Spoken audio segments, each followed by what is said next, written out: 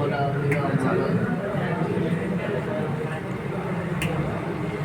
بالله من الشيطان الرجيم بسم الله الرحمن الرحيم يا أيها الناس اتقوا ربكم الذي خلقكم من نفس واحدة وخلق منها زوجها وبث منهما رجالا كثيرا ونساء واتقوا الله الذي تساءلون به والأرحام إن الله كان عليكم رقيبا وقال رسول الله صلى الله عليه وسلم إن أعظم النكاح بركة أيسره مؤونة. محترم بزرگوں اور بھائیوں، نکاح جیسی عظیم سنت کو ادا کرنے کے لیے میں اور آپ مسجد میں جمع ہوئے ہیں۔ نبی کریم صلی اللہ علیہ وسلم ایک روایت میں فرماتے ہیں اعلنوا هذا النکاح واجعلوه في المساجد، نکاح کے موقع پر اعلان کرو اور ان نکاحوں کو مسجدوں میں کرو۔ مسجد میں نکاح کرنے کا فائدہ یہ ہے کہ بہت سارے خرافات سے میں اور آپ بچ جاتے ہیں۔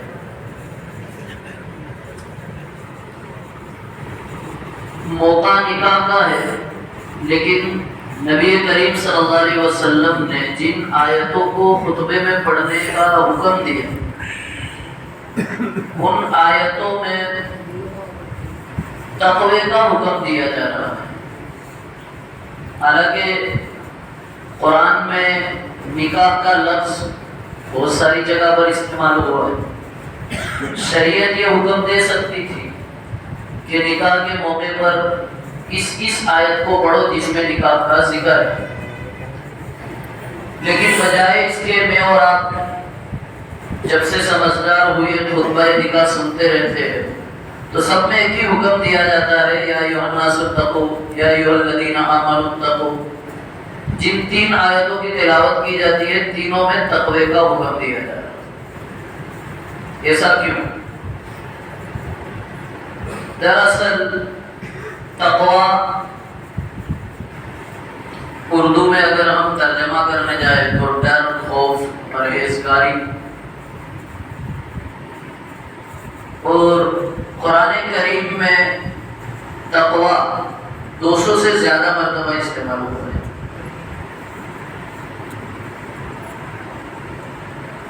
تقوی کا مطلب کیا ہے؟ ہمارے ذہن و دماغ میں یہ آتا ہے کہ متقی وہ آدمی ہے جو کسی ایک کمرے میں بند ہو کر بیٹھ جائے، دنیا سے کوئی لینا دینا اس کو نہ ہو۔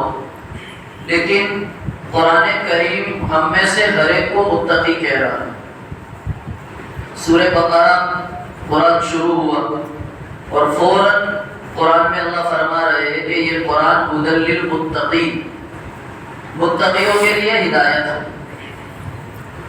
اب قرآن ہدایت ہے ان سب کے لیے جو بھی قرآن کو اللہ کی کتاب مانتا ہے، اور ہم میں سے ہر ایک قرآن کو اللہ کی کتاب ماننے والا ہے۔ گویا قرآن ہم میں سے ہر ایک کو متقی کہہ رہا ہے۔ بہت سارے طلباء ہیں جو پڑھ رہے مدرسے میں، لیکن ان کو ہم مولانا کہیں گے، کیوں؟ کہ یہ اگر اپنے اس طریقے میں لگے رہے، پڑھتے رہے تو 2-4 سال میں 5 سال میں یہ مولانا بن کر نکلے گے۔ قرآن بھی اسی اعتبار سے مجھے اور آپ کو متقی کہہ رہا ہے کہ اگر آپ نے شریعت کو تھامے رکھا، قرآنی احکام نبی کی سنتوں کے مطابق عمل کرتے رہے تو آپ سب متقی بن جاؤ گے۔ حدیث میں بھی نبی کریم صلی اللہ علیہ وسلم نے فرمایا کل مومن تقی، ہر مومن تقوی والا ہے۔ یہ الگ بات ہے کہ بندہ پھر جیسے جیسے مجاہدہ کرتے جائے بڑا متقی بنتا جاتا ہے، ورنہ ایمان بھی تقوی ہی کا ایک درجہ ہے۔ تو اب یہ تقوی کیا ہے؟ اگر ہم غور کریں تو صحابہ سے اس کی تفسیر معلوم کی جا سکتی ہے۔ حضرت عمر رضی اللہ عنہ کا نام ہم سب نے سنا۔ حضرت عمر جیسا جلیل القدر صحابی جن کے بارے میں حضور فرماتے ہیں کہ اگر میرے بعد کوئی اور نبی آنے والا ہوتا تو وہ حضرت عمر ہوتے. بہت سارے ایسے مواقع آئے شریعت میں جب حضور نے صحابہ سے مشورہ لیا تو حضرت عمر کی رائے کچھ اور تھی، حضور نے فیصلہ کسی اور صحابی کی رائے پر فرمایا. پھر قرآن اترا کہ عمر جو کہہ رہے تھے وہ صحیح تھی، جس کو موافقات عمری کہا جاتا ہے. وہ حضرت عمر ایک بڑے صحابی حضرت ابی بن کعب رضی اللہ عنہ، جو صحابہ میں سب سے بڑے قاری تھے، اقرأ الصحابہ، زیادہ قرآن پڑھنے والے، اچھا قرآن پڑھنے والے. حضرت عمر ان سے پوچھ رہے تھے کہ یا ابی مت تقوی، اے ابی تقوی کیا ہے؟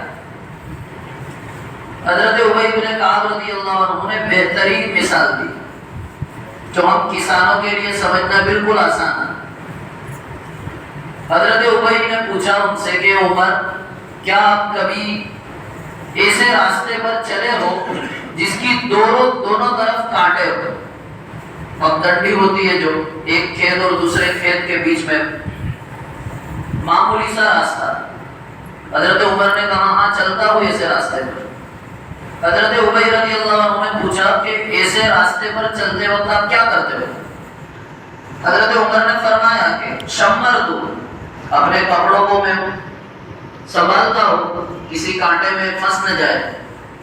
حضرت ابی رضی اللہ عنہ نے فرمایا کہ دنیا کی رنگینی ایسا سمجھو سارے کانٹے ہیں اور بیچ میں معمولی سا راستہ ہے جس پر سے آپ کو زندگی میں گزرنا ہے. تو دنیا کی رنگینیوں سے، شریعت کے خلاف کاموں سے اپنے آپ کو بچاتے ہوئے اگر اس راستے پر آپ چل پڑو گے تو آپ متقی ہو. نکاح کے موقع پر ان آیتوں کو پڑھ کر یہی سمجھایا جا رہا ہے کہ اگر بندے کے دل میں اللہ کا خوف اور ڈر ہوگا تو میاں اپنی بیوی کے سارے حقوق ادا کرے گا، بیوی اپنے میاں کے سارے حقوق کو سمجھے گے، ایک خاندان دوسرے خاندان کے سارے حقوق کو سمجھے گا. اور اگر تقویٰ نہیں ہوگا تو پھر زندگی خوشگوار نہیں ہو سکتی. جس مقصد کے لیے نکاح کو شریعت نے رکھا ہے، سکون میں، اور آپ جانتے ہیں آدمی کتنا بھی تھکا ماندہ ہو، اگر گھر میں جائے اور بیوی اس کو پانی کا ایک گلاس دے تو وہ سارے ٹینشن بھول جاتا ہے. اسی لیے قرآن نے کہا وَجَعَلَ بَيْنَكُمْ مَوَدَّةً وَرَحْمَةً. جوانی میں یہ مودت ہے، محبت ہے آپس کی، اور جب بڑھاپا آ جاتا ہے تو اسی رشتے کو اللہ تعالیٰ رحمت میں تبدیل کر دیتے ہیں. ایک دوسرے کے غم میں شریک ہوتے ہیں، ایک دوسرے کو بیماری میں ہاتھ بٹاتے ہیں میاں بیوی. تو یہ پاکیزہ رشتہ ہے. اس موقع پر تقویٰ کی آیت پڑھ کر یہی ہم سب کو سبق لینا ہے کہ اگر ہمارے دل میں اللہ کا ڈر ہوگا تو ہم کسی کا حق نہیں ماریں گے، آپس میں ایک دوسرے کے حقوق کو سمجھیں گے. اور دوسری ایک حدیث میں نے تلاوت کی، حضور فرماتے ہیں کہ اگر تم اس رشتے میں برکت چاہتے ہو تو اس کو آسان بناؤ. نکاح جتنا آسان ہوگا اس معاشرے میں زنا اتنا ہی مہنگا ہوگا، اور جس معاشرے میں نکاح مشکل ہو جائے گا، مہنگا ہوگا، اس معاشرے میں زنا بالکل سستا اور آسان ہو جائے گا. شریعت نے زنا سے بچانے کے لیے نکاح کو حالات کے حساب سے فرض، واجب سب قرار دی. ہم مغرب میں دیکھیں انگریز، ان کے وہاں نکاح کا تصور ختم ہوتے جا رہا ہے، اس لیے زنا بالکل عام ہو گیا، آسان. کون کس کا بیٹا ہے، کس کا باپ کون ہے، ماں کون ہے، کسی کو کچھ پتا نہیں. الحمدللہ ہم میں سے ہر ایک کا باپ ماں سب متعین ہے، اللہ کا شکر ہے، اس لیے کہ ہم شریعت کو ماننے والے. تو حضور فرما رہے ہیں کہ اس نکاح میں اگر آپ برکت چاہتے ہو تو اس کو بالکل آسان اور سادہ بناؤ. کیسا سادہ؟ صحابہ کی مثال ہم دیکھیں. حضرت جابر بن عبداللہ رضی اللہ عنہ بڑے صحابی. میرا اور آپ کا حال یہ ہے کہ اگر ہمیں دعوت نہ دی جائے تو ابھی ہم کہتے ہیں کہ ہمارے پاس پڑھتا ہے اور ہم کو دعوت نہیں دی. حضور دنیا میں موجود ہے، حضرت جابر کا نکاح ہوا، حضور کو اطلاع بھی نہیں، نکاح ہو گئے. تو یہ صحابہ والی سادگی، اس کو مہنگا نہیں کیا انہوں نے. آپ کی جیسی طاقت ہے، جیسی حالت ہے، ولیمہ کرو سنت۔ حضور ہم سب کے لیے نمونہ تھا، امت کے مالداروں کے لیے بھی نمونہ ہے، غریب کے لیے بھی نمونہ ہے۔ مالدار ولیمہ کرنا چاہے تو حضور نے بکری بھی ذبح کی اپنے ولیمے میں۔ کوئی غریب اگر اس کی حیثیت ایسی ہے کہ نہیں کھلا سکتا